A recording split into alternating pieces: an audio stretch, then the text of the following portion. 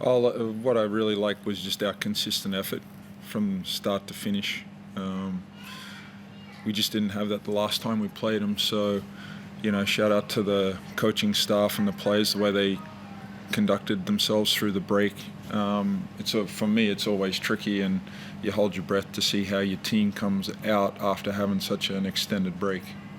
All the things you talked about wanting to see, you saw. So it must be really pleased that everybody responded, and it was en masse. Yeah, and look, Melbourne United are going to really challenge you in all those areas, and we just weren't good enough the last time. So,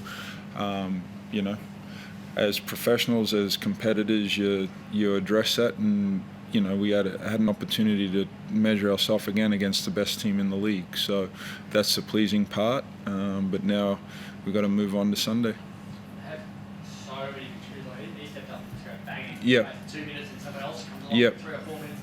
Not like everywhere you turn, someone else would do a job, and cameos, which adds up to 96. Yeah, different moments, different guys stepped up.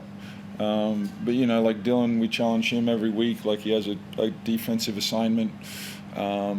It's terrific. Like, he was aggressive, hunting his threes when we really needed that to happen. But his defensive effort on the glass, it was great to see Duke, the way he responded after last game to this game. Walker absolutely killed us last game, and Duke took that challenge and did a really good job on him tonight. So we talk about that, and then we haven't even talked about the other guys that really helped contribute to the win. Pepper on the offensive glass, Dude just being consistent. Joe puts just so much pressure on him when he's at the foul line downhill. And then Aquera, he continues to thrive this year. So really pleasing to see. Talk about consistency over 4 quarters, but you said you must be happy with consistency, offense and defense as well. Was that both ends of the court? Yeah. Yeah, and look, we talked about a few things that we needed to change up, like just our effort and our consistency, D-trans. But then it's amazing your energy at that end, how it just translates to the other end. I thought early on we did a great job of getting in transition, but kicking it ahead, getting them on the back foot, and then they can't, they're an elite half-court defensive team, so keeping them out of that space was really good tonight.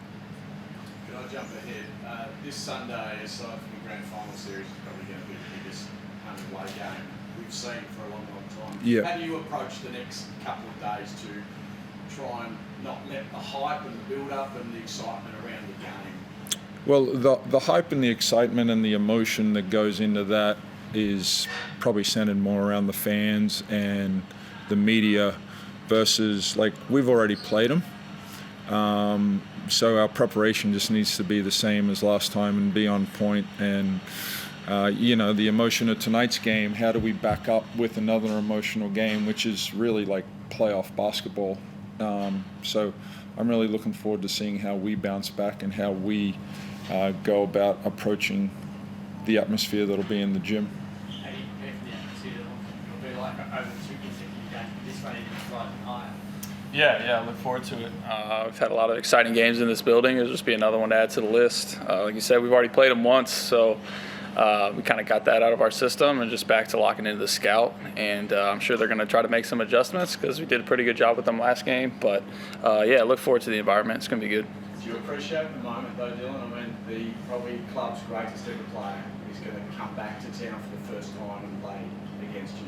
Yeah. I mean, it's exciting for the city. It's exciting for the fans. Obviously, he brought a lot of good memories to everybody in this building. So, I'm sure they're going to be, welcome him back with open arms. Hopefully, once tip-off starts, they'll be cheering for us. But, it's exciting for the city. He's done a lot for the Wildcats. So, as a competitor, it's going to be fun to play in that game. When would you like the cheering for him to stop? Yeah, once tip off at least. Yeah, it better be everybody with us, Red Army.